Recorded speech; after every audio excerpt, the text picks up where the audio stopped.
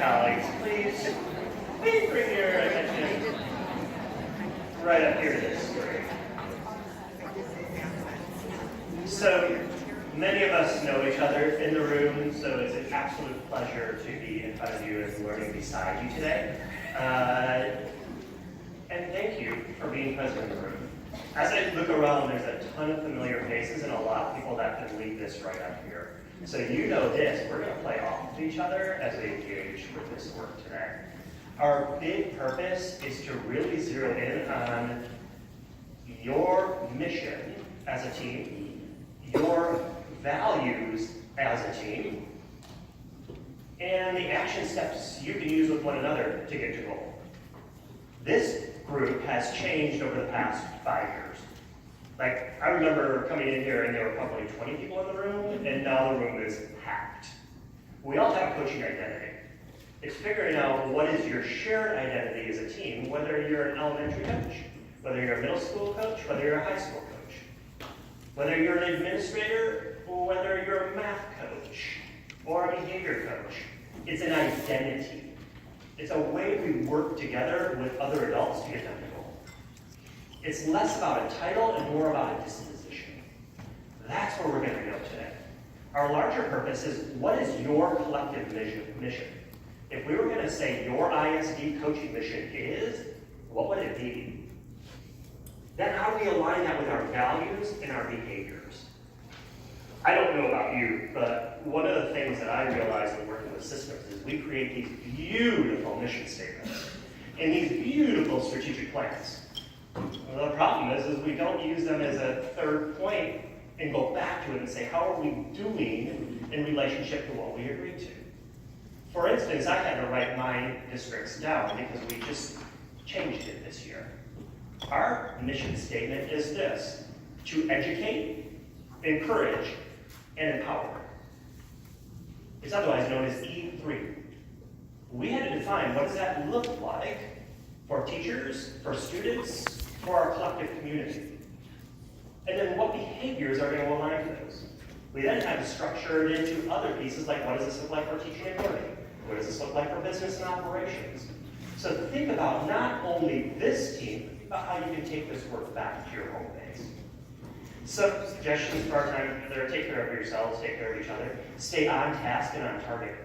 This is a room of coaches, which means this: we're going to work at extremely high levels with one another.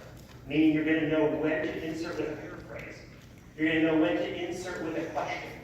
You're always going to take that balcony view and say, what does the team need from me to get back on track?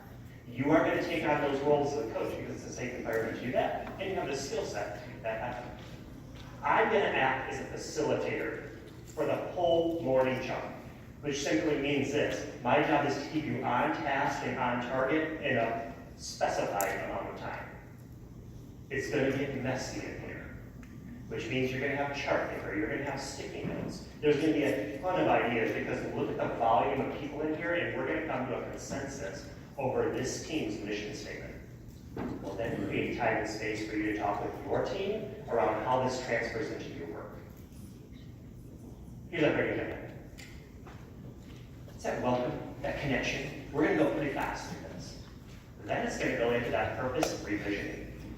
If we were going to say, what's the purpose of this team, what might you say? And is it aligned? Because if this team isn't clear over what your vision is, my hunch is you're all going in different directions. Which is okay, but not if you want a systematic or systemic launch forward. So we'll talk around what does that look like, sound like, and feel like. We'll probably take a break in there, and then we'll come back and we'll talk about the values, beliefs, and behaviors. What are the values of this team? Do we believe that all teachers can learn? Because I don't know about you, but if we believe all students can learn, they will.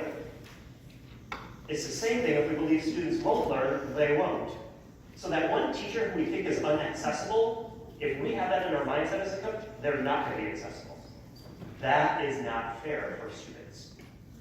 We have to make pivotal moves in our coaching situation to engage every adult learner in a coaching conversation, whether they know it or not. So we'll talk around that. What does it look like for this team? What does it look like for your home base? We'll take a lunch around 11:30, and then we'll come back and we'll talk about the purpose, the process, and the product. So we'll go a little deeper, like, what's your sense of urgency?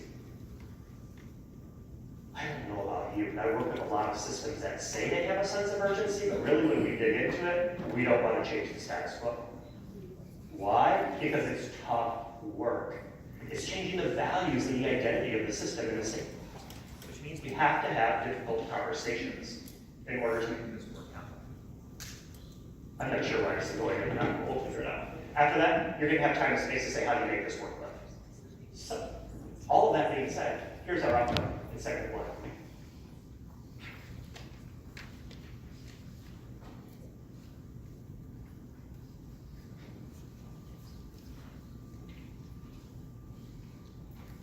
So we're going to play in two zones, the mission of this group, and then how do you take it back and get to your home base, meaning your district or your building, whatever it may be, and craft a vision or a mission for your team.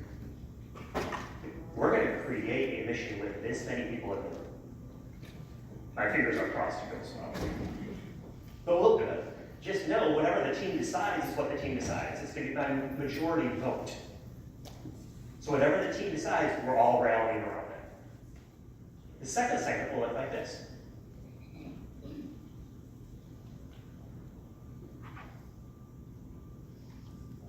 You're going to notice that there's a tie at any point in time with a forced ranking or voting. The ISD team will be making that decision over which route you're going to go. Why? Because when we make decisions, we have to be clear on the decision-making process, and usually there's a tie, which means we also have to prepare for what does it look like if there's a tie. Your coaching team is going to have to figure some of those things out, because when you go back, what's your decision-making process as a coaching team? To ensure all stakeholders are on the same page at the same time, doing the same work around the same mission, values, and beliefs. With all that, you had your agreement shown earlier. Well, you just think to yourself, what do you want to pay attention to with yourself today? Is it put your cell phone underneath your thigh so you can pay attention? Is it pose questions and work on the art of questioning? There's samples in your handouts if you want to access those. Is it to listen with intention and turn off my inner voice? Is it to inspire people? I don't know what it is, but you will. So think about your agreement for yourself. Also, we're not going to have a collective parking lot today. You're going to have a table parking lot. So when you think about your table parking lot, you might want to do this. What are some things you want to think more about? Who are the people you're going to have to involve? Because I don't know about you, but if I was a coach, I probably want some of my administrators on board. Why? Because they have to support the work. So before we jump into something, we've got to create a collective community. Or what might be some possible barriers to making this work live in your system. So if you want to do this for yourself, just jot that parking lot down. And those are things that you might want to stay conscious of with yourself as you think about bringing this back to your home team, meaning your district or your home.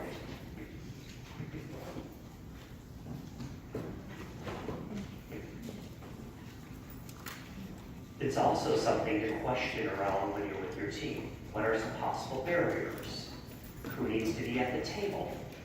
How do we bring this forward? Your coach is in this room, so you know how to artfully question to get your team to go. As some of you are jotting that down, just keep thinking about how might you use this work in your current systems down to a parking lot. The other thing to keep in mind before we launch in is think through these various lenses. This team's coaching vision. Whether you're new to the team or you've been here from the beginning, what's that vision? Think about your personal coaching vision. I have a personal coaching vision for myself. Mine is to empower adults to do the right work for students, meaning pushing the boundaries of what we do. That's a motto I live by. I can do that in any position I have within a system. I don't need a title to do that. It's a way of acting and behaving. And the last one is, what does this look like with your district? With all of that being said, from the beginning to now, will you just chat it up with your tables? What are you most excited about as we work and learn together today? When you're ready, what are you most excited about as we work and learn today? Go ahead and have that conversation.